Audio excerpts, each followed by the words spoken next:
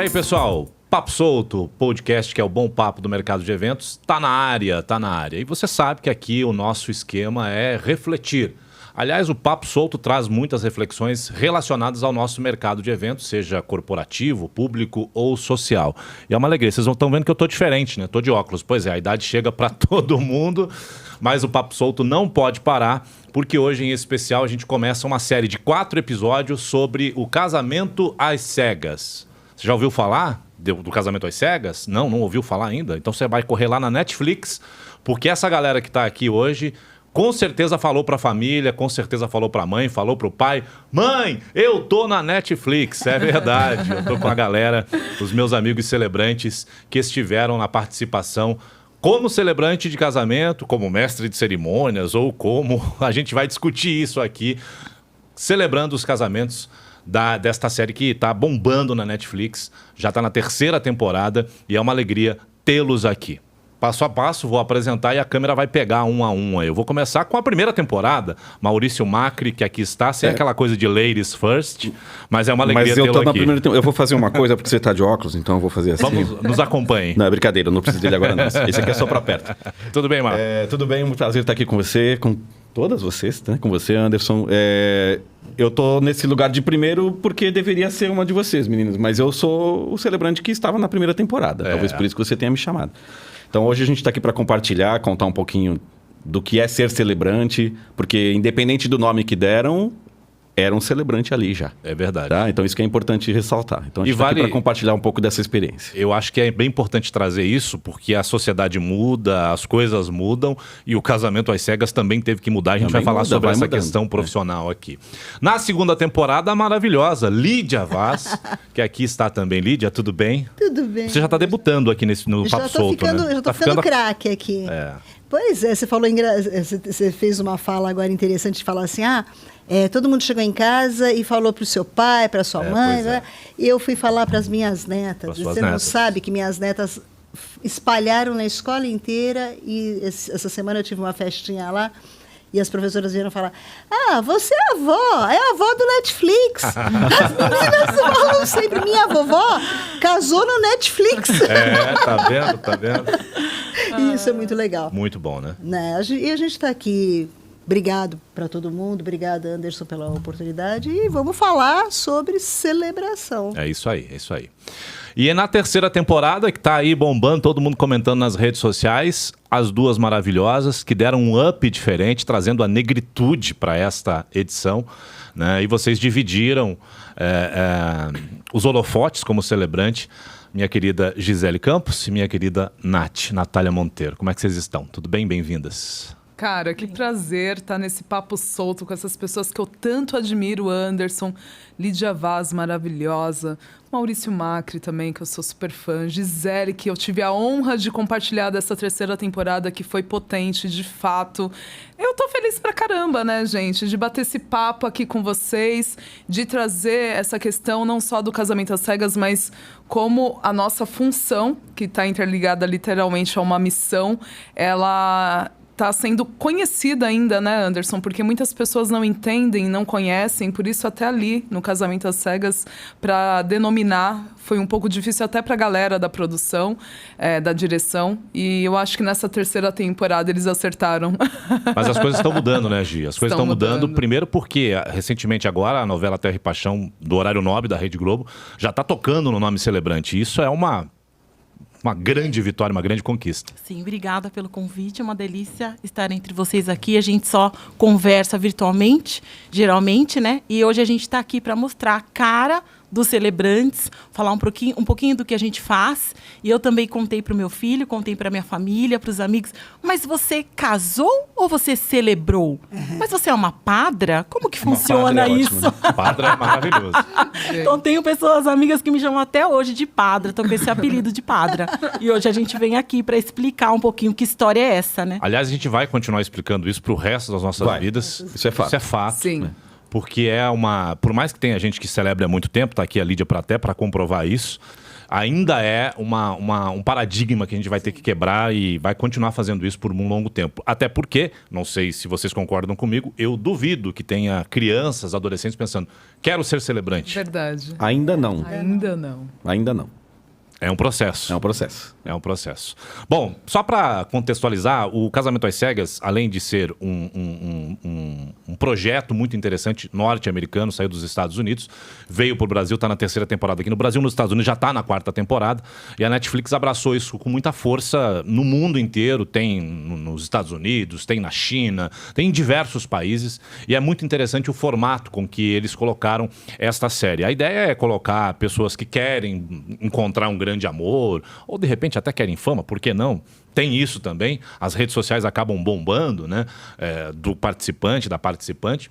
E também traz temas bem interessantes, como eles falam de negritude, falam de pessoas com deficiência, enfim, tem vários assuntos que se correlacionam com a cerimônia de casamento, mas a nossa proposta aqui é discutir exatamente a atividade do celebrante e os convites, como surgiu esse convite aqui no Brasil para que isso acontecesse. Diferente dos Estados Unidos, o celebrante lá, ele é uma profissão já regulamentada. Por que ela é regulamentada? Porque qualquer pessoa pode ser celebrante e tem a autoridade do Estado, assim como outros países, para fazer o casamento com efeito civil, porque aqui no Brasil chama de efeito civil, lá nos Estados Unidos não é efeito civil. Mas ele tem a autoridade do Estado para consagrar as pessoas, para autorizar diante do Estado, dizer, olha, essas pessoas têm um vínculo de relacionamento e ela tem uma documentação eficiente do Estado para que isso aconteça. E aqui no Brasil a gente tem uma grande discussão na classe de celebrante, principalmente a respeito disso, mas não é o foco. O foco é a atividade. Por quê? Porque desde 2015, o Maurício está comigo nessa, as outras meninas chegaram passo a passo, quando a gente reuniu a galera para falar sobre essa atividade, todo mundo falava exatamente o que a Gisele trouxe aqui.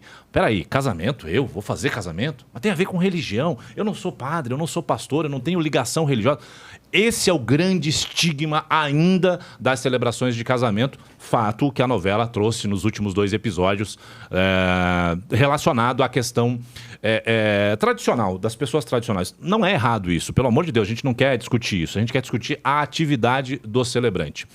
Vou começar com a pergunta para a Lídia, porque ela é daqui, acho que é a que está há mais tempo. Não vou dizer mais antiga, que é feio isso, né? Isso fica muito estranho, né?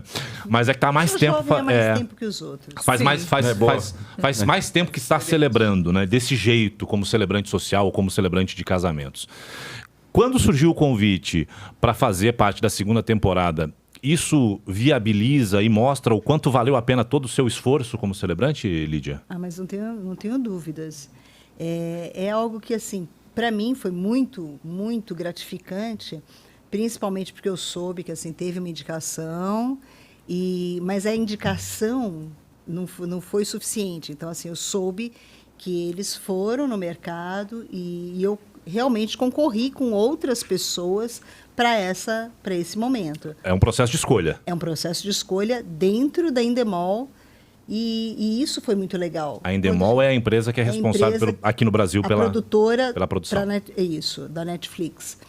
Então, assim, foi muito interessante quando me chamaram e falaram, olha, ainda existe um processo, a gente está pensando e tudo. E claro que quando isso acontece efetivamente, você fala, que legal, eu estou fazendo o que eu vim para fazer. E isso te dá uma certeza de que você está no caminho certo e que é isso, né? A gente não é escolhido simplesmente porque vai aparecer, enfim. É porque tem um lado profissional. Eles não quiseram colocar ali um ator fazendo um papel. Poderiam. Sim. Né? Fazendo um papel ali. Não era isso. Eles queriam um profissional. Um profissional e que fizesse esse papel bem feito, né? Esse papel ali dentro do programa e que tivesse uma coerência com o que a gente faz e com o que eles estavam propondo para o mercado. Essa questão do papel que a Lídia fala, Maurício, o fato de você ter sido o primeiro e único homem das três edições... É até um privilégio, né? Pois é, uma baita de um privilégio. ele reverte exatamente no posicionamento da pessoa como profissional, como se coloca para o mercado, como se apresenta para o mercado, né? Não é falar umas palavrinhas bonitinhas, é todo um processo de posicionamento de marca, posicionamento de nome, de mercado, de fornecedores. Essas indicações provavelmente chegaram até você na primeira edição. E este processo de colocar isso não foi fácil também para você? O processo, isso que a Lídia tocou é um assunto bem importante, porque muitos projetos, e a gente fala numa boa, porque é verdade, muitos projetos que envolvem TV, geralmente envolvem o quê? Vem aí, faz, você vai aparecer e muito obrigado. Lá não. Lá nós somos contratados, escolhidos, selecionados e por aí vai. Eu também, obviamente, uma pessoa colocou meu nome ali, mas também depois... É que comigo aconteceu um pouco diferente. Como era a primeira, essa pessoa me pediu uma proposta... Era tudo novo, para 5 celebrações. É um projeto. Falei, obrigado. O que é? Não posso te falar. Depois de uns 6 meses, aí eu descobri que eles me stalkearam, que fizeram uma devassa lá no meu Instagram, que assistiram vídeos e horas e tal. Aí, este é o projeto. Aí eu entendi o que estava acontecendo. Segurei a onda, porque não podia falar para ninguém. Só a minha esposa ficou sabendo. Mas eles realmente tinham um desafio de entender o que era o profissional. Tá? Até teve uma situação bem interessante, assim. Na primeira reunião de briefing, a direção do programa veio conversar comigo e falou assim, olha, a gente tem uma questão, porque assim, vai ter muita, né? Tem jogo de câmera, tem tudo, entra uma vez, entra outra, porque nós queremos filmar convidados, filmar noivo, noiva, então é muito equipamento, então você vai precisar, a gente vai precisar fazer isso várias vezes. Mas durante a celebração, nós gostaríamos que a celebração acontecesse de forma ininterrupta. Naturalmente. Tem algum problema para você? Eles perguntaram assim para mim. Falaram assim, olha, você já foi em casamento? Eu falei assim, já. O celebrante, o padre, o pastor, ele pede um minutinho para arrumar a cena? Não. Ele pede um minutinho porque ele esqueceu? Não, ele tem que se virar. Então fica tranquilo que essa parte o celebrante vai dar conta. Então eles tinham até assim, como vai ser para você estar lá? Você vai precisar de que faça pausa, você vai precisar cortar? Eu falei assim, não, para mim, para vocês também não tem corte. Porque você faz isso ao vivo já. Eu falei assim, isso nós fazemos já no dia a dia. O corte acontece nas edições, né? Porque nem tudo aquilo que vocês falaram lá aparece. A celebração tinha começo, meio e fim. Lá foi um recorte, obviamente, porque o foco até não é a celebração, mas a história toda que está rolando ali. Então, até entender o que um celebrante era capaz de fazer foi, de repente, algo importante ali no processo. E começou ali na primeira temporada. Porque, assim, o Kleber veio perguntar para mim, depois da primeira celebração. Era pandemia, a gente não podia chegar nem muito perto, mas ele falou assim, você é ator? Foi em 2021. A gravação foi em 2020. 2020. Não, é isso? Não, foi começo de 2021. Começo de 2020. Ele veio, você é ator? Eu falei assim, por quê? Eu falei, não sou natural, ator. Né? Por quê? Não, porque você fez com tanta naturalidade. Eu falei assim, eu falei a mesma coisa, mas você já foi em casamento? Ele falou, já. E não é desse jeito? Ele falou, então, isso não é um papel. Natural, né? É natural. É natural. Então, eles foram entendendo o que o celebrante era capaz de fazer. Agora... Mas assim, é um processo para todo mundo. Se aqui, quando nós chegamos aqui, a conversa com o pessoal aqui do estúdio era o que é um celebrante, que né, a pessoa não sabia. Imagina no dia a dia com as pessoas, com um ambiente de uma produção que também é composto por seres humanos, pessoas que não conhecem, assim como as pessoas por aí não conhecem, ele também não. Então precisava de alguma maneira só mostrar do que a celebrante é capaz de fazer. Agora, Nath e Gi, vocês tiveram uma responsabilidade, imagino, gigantesca, porque substituir ou então ser convidado após ser convidado Maurício Macri e Lídia, imagino que... A régua estava lá em cima. Bateu na ansiedade absurda, né? Como é que foi essa experiência? E inicialmente pensando no quesito do próprio processo mesmo, porque aí a régua está alta, a exigência é lá em cima. Como a Lídia falou, é legal a gente ver que tem esse reconhecimento já, que eles já estão sabendo bem o que é um celebrante e eles foram atrás daquelas pessoas que eles acharam capazes de desempenhar, que tem esse jogo de cintura, né? Então, eles foram nas pessoas, digamos assim, não querendo me gabar, mas entre eu e a Nath, eles devem ter visto um monte de outros celebrantes e eles foram preparados. E aí, todo mundo me perguntando, de 0 a 10, o quanto você estava nervosa? Eu falei 20. É isso mesmo. Porque, assim, é uma responsabilidade, assim como no casamento. É um programa sobre casamentos. O casamento é um casamento. O casal depositou produto é o toda casamento, a confiança ali em você. Então, se você, de repente, travar, ou alguma coisa sair ali do roteiro do que você programou, vai ficar visível e, principalmente, no programa. Não pode parar. Segue. Então, assim, tinha esse peso todo nas costas. Então, todo mundo, nossa, você estava tão séria. Gente, não tem como ficar sorrindo como a gente sorri nos casamentos, porque a gente tem o entrosamento com o casal, tudo bonitinho, né? Ela era pra valer, a Netflix, né? Dentro desse Sangue no processo, olho. Nath, dentro desse processo que a gente está batendo papo aqui, ele já tinha entendido o que era o Celebrante. Para mim aconteceu de uma maneira muito diferente. Né? Para mim aconteceu de uma maneira muito diferente, porque na realidade, a Gi, ela ficou um pouco mais ansiosa, a gente bateu até um papo. Para mim, estranhamente, eu estava muito tranquila. Que ótimo. Eu não fui numa... Você é televisiva, já Isso que passou eu em ia falar, comercial. ela já teve até no Luciano Huck. Ela já tá Ô, louco, televisiva. bicho. Não, Tava mas lá. é Na frente dela. Tá acostumado. Todas as celebrações me dá aquele frio na barriga. E lá não foi diferente. Eu não tive ali como um programa. Tanto que com todo mundo eu tenho conversado sobre isso, que para mim o mais importante de estar na Netflix, que eu sei que é um canal de grande visibilidade, o mais importante são os meus casais aqui. Os que acontecem, os que eu entro nessa energia, nessa conexão, nessa imersão diariamente. Então, honestamente, até minhas amigas falaram, Nath, você não tá empolgada? Eu falei, não, eu tô feliz pra caramba. Mas, assim, foi algo que aconteceu e de uma maneira também muito bonita, porque, na verdade, eu estava fazendo um casamento. Então, a princípio, eu acho que... Quando fala de trazer a negritude, eu acho que é super importante, mas eu acho que, em primeiro momento, não foi o que eles... pensaram. Eu acho que foi em um segundo momento. Porque, na verdade, uma pessoa da produção da Endemol viu uma celebração minha em julho do ano passado. E aí ela filmou e mandou para a diretora, para Cássia, maravilhosa.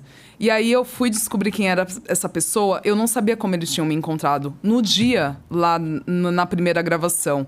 E aí eu perguntei, me apresentei para ela se apresentou ali, e eu falei, meu Deus, que casamento que você viu? Ela falou... da Flávia, do Dri. Eu falei, casal maravilhoso. E aí ela falou, Nath, eu não lembro as suas palavras, mas eu lembro exatamente a sensação que você causou em mim. E eu lembro o misto de emoção, de choro e de alegria, e eu não tinha como não te filmar e mandar para a direção. Então, para mim, aconteceu de uma maneira também muito orgânica, porque viram uma celebração presencial minha, e eu acho que o Maurício teve um desafio maior, porque na primeira temporada, ele não teve a oportunidade que Lídia Vaz nos abriu na segunda temporada de ter o contato com os noivos, com os casais da edição.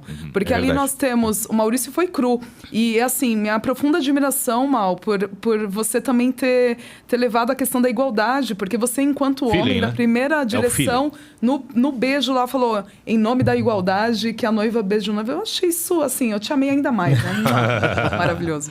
Enfim. Que foi uma coisa que continuou, né? Pelo que eu vi. Maravilhoso. E Lídia também vem com isso, né? Enfim. Mas essa relação que você está falando, Nath, isso é natural do próprio celebrante. O celebrante que entende o que ele está fazendo, que compreende o seu propósito, que compreende a sua missão e que compreende, principalmente, Lídia, a conexão que ele tem com as pessoas que o procuram. Sim. E aí a coisa flui. Não é robótico, como a Gi trouxe. É natural. E cada vez mais nessa série da Netflix, a gente tem percebido essa naturalidade que vocês foram colocando. E a gente tem 30 minutos para desenvolver um texto, tá, Anderson? Sim. 5 minutos para conversar. E eu, de verdade, me conectei com todos os casais.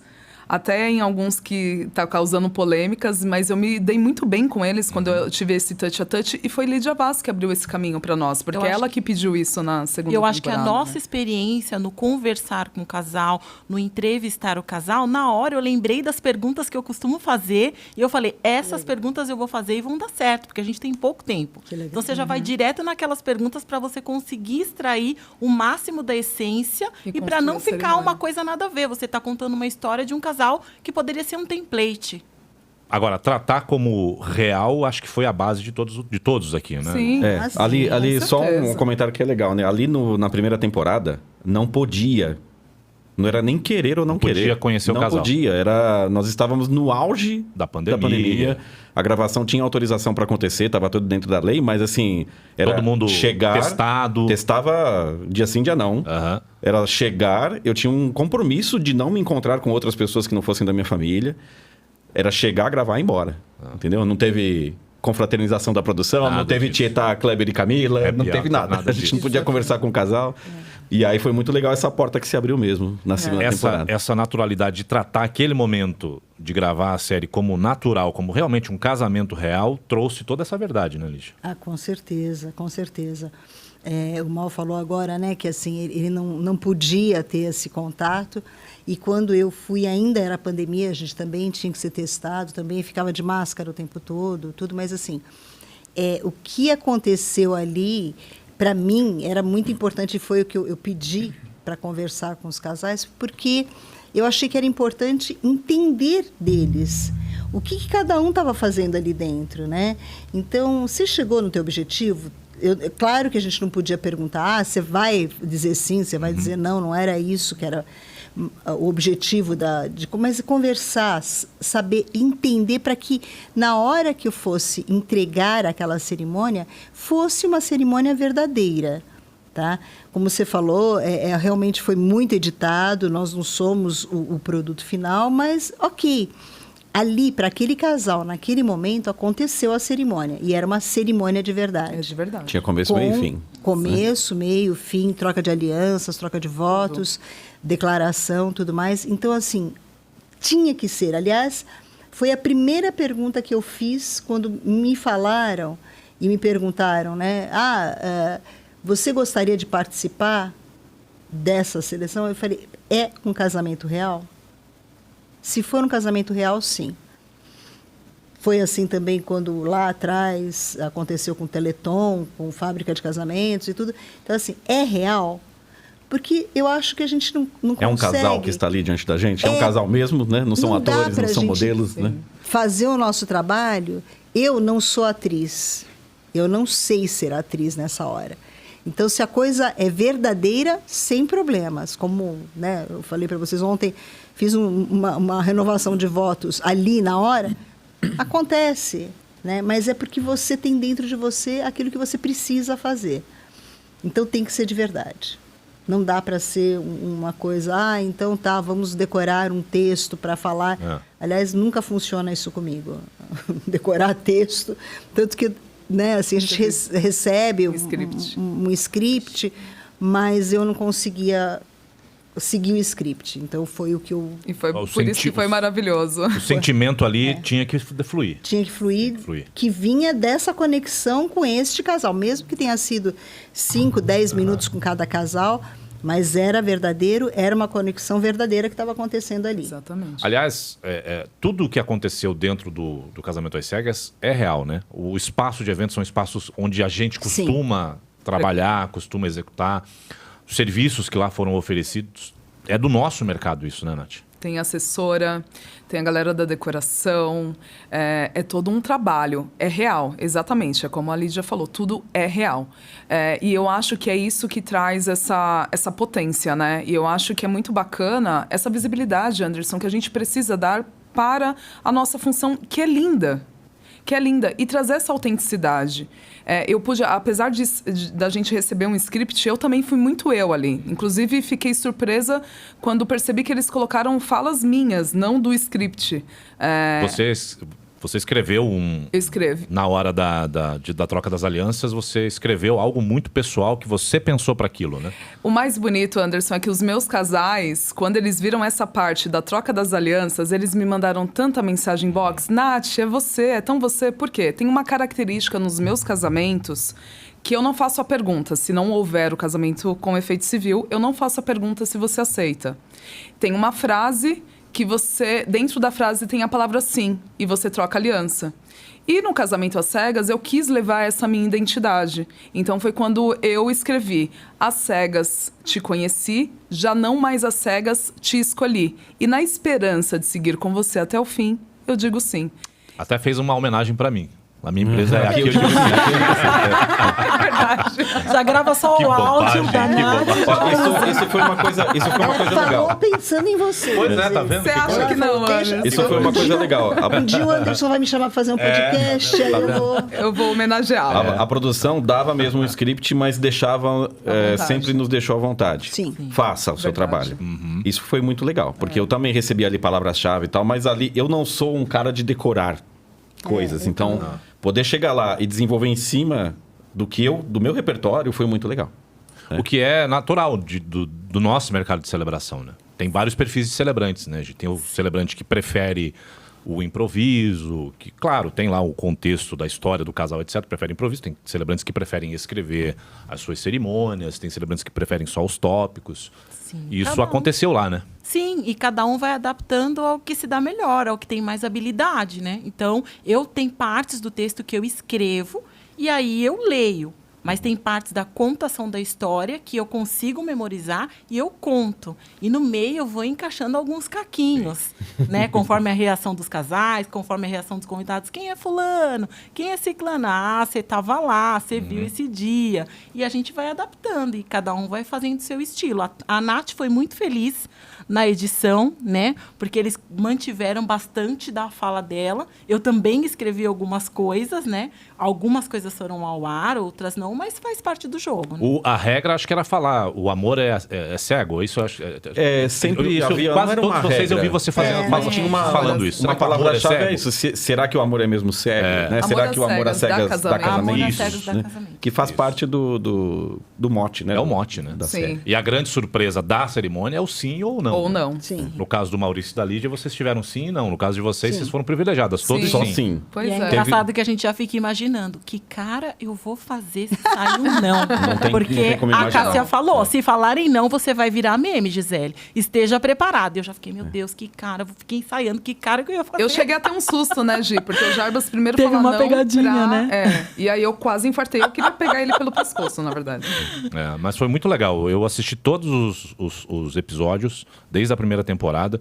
Eu amei mesmo o formato com que eles pensaram em executar isso. E amei mais ainda colocarem a nossa atividade lá em pauta. Né? Eu acho que isso foi, assim, Também uma grande achei. conquista para tudo aquilo que a gente está fazendo juntos, como coletivo e etc. Eu acho isso bacana. Vou fazer uma pergunta para a gente fechar o episódio, relacionado ainda às cerimônias, às celebrações.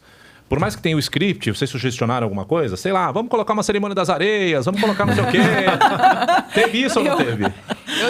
Eu tava ansiosa por um casamento que a Gisele fez, na verdade. Porque sabendo da importância do casal negro que tinha dessa temporada, eu queria falar sobre os orixás, porque sabia... o que acontece? Eles dão o primeiro nome, a gente não conhece, e fala assim, olha... Esse é o casal, o tema do casamento é esse, para cada temporada teve um tema. E aí, o nosso tema da terceira temporada para o pessoal da decoração era música. Então, casal tal é sertanejo, casal tal é samba. Samba? Casal negro. Ai, Nath, eles são do candomblé e da umbanda. Então, eu fiquei empolgada para fazer uma poesia sobre os orixás. Não que fosse passar, mas eu sei da importância que seria ali para eles, até porque vocês sabem que eu adoro militar, né? Me considero uma ativista aí do amor. Então, eu sugeri e eles abraçaram a ideia a princípio.